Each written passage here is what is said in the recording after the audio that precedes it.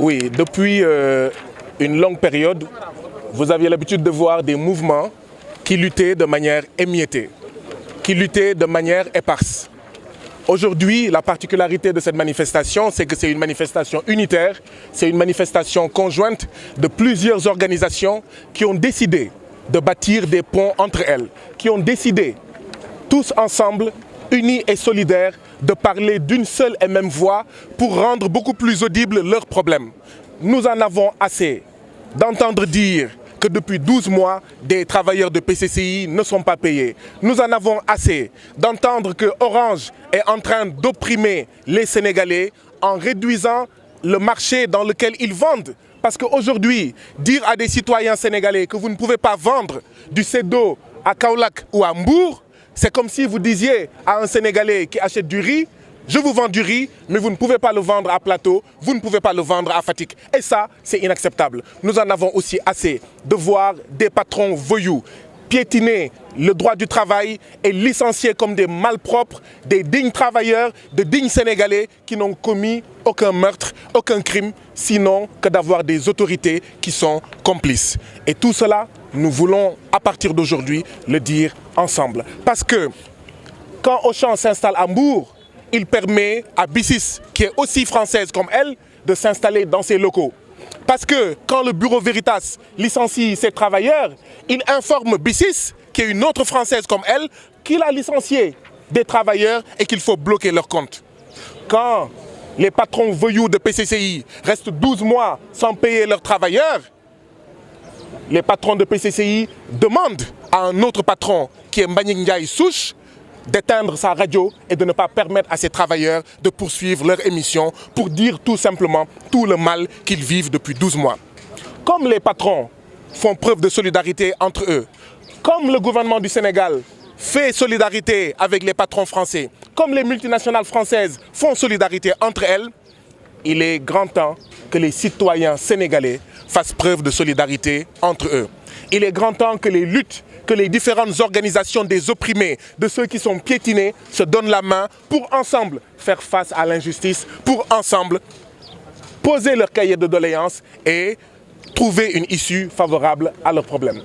Nous en profitons pour dénoncer énergiquement le préfet du département de Dakar.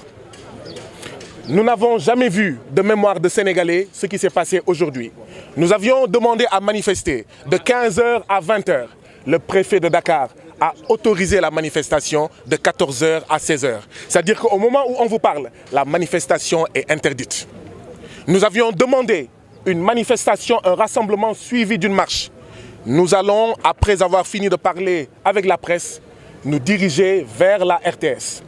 Advienne que pourra.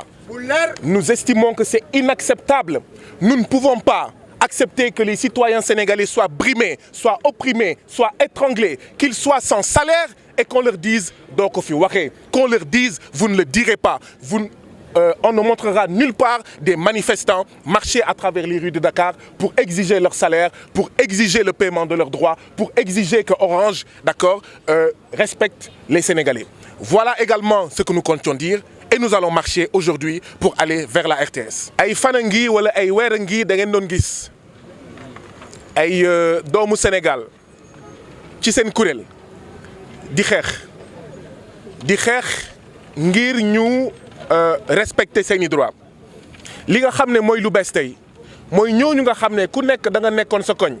ku nekk da nga nekkoon sa gox-goxaan di xeex bés ni ki tey dañoo dogal ne dañuy joxante loxo. ngir ànd xeex ngir seen baat gën a kawe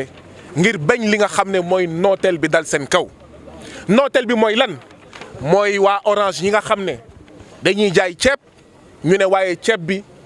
fii nga koy jaayee Dakar doo ko jaayee feneen ñu jàpp nag ne loolu du dëgg du yoon Orange dafa bàyyee ko France dugg Afrique ñëw Sénégal buñ ko defoon loolu du fi dugg kon amul sañ-sañ wax doomu Sénégal da ngay jaay séddoo waaye doo ko jaayee bërëb bii doo ko jaayee bërëb bii xel mënul nangu ñu jaay la ceeb ne la waaye fii nga koy jaayee loolu dafa war a dag ndaxte bu dagulee ay doomu Sénégal ñoo nar a ñàkk seen liggéey te loolu duñu ko seetaan nooteel bi mooy lan mooy li xew ginnaaw raay autoroute bi tànc leen terre bi tànc leen amuñu fu ñu jaar kenn faalewu leen ñu ne loolu du dëgg du yoon nooteel bi mooy lan mooy waa PCC yi fukki weer ak ñaar lañ leen amel ci payoor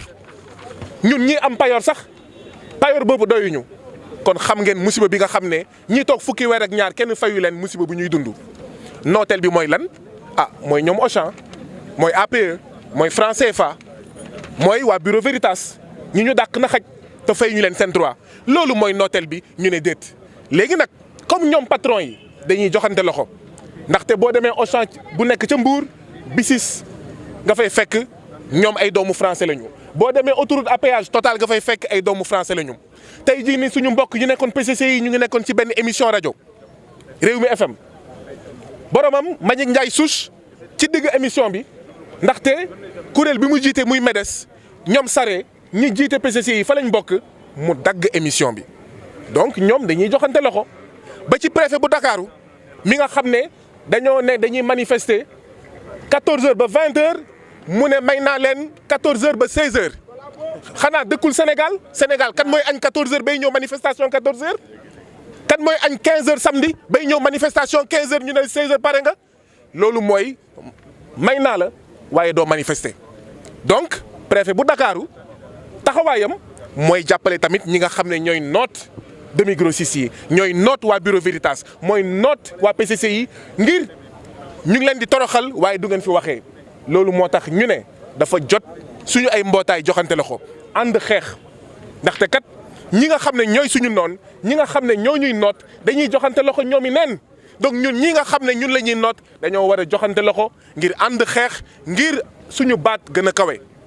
loolu la ñu fas yéene def tey loolu la ñu fas yéene def ëllëg ba keroog ñuy saafara jafe-jafe waa PCC yi jafe-jafe waa Bureau Veritas jafe-jafe suñu demi-grossistes yi jafe-jafe waa Ginnaaw Raay ak yeneen jafe-jafe bu ñu paree ci lii nag dinañ jublu RTS lu leen neex nañu def réew mi ñun ñoo ko moom réew mi ñii di noot mënuñu fi ëpp dogal ëpp sañ-sañ ñi nga xam ne ñoom la ñuy noot 15 millions de sénégalais lañu dañoo tàyyi dañoo damm dañoo sonn te li nga xam ne moom moo ñu métti dinañ ko fi waxee dinañ marche dinañ dox.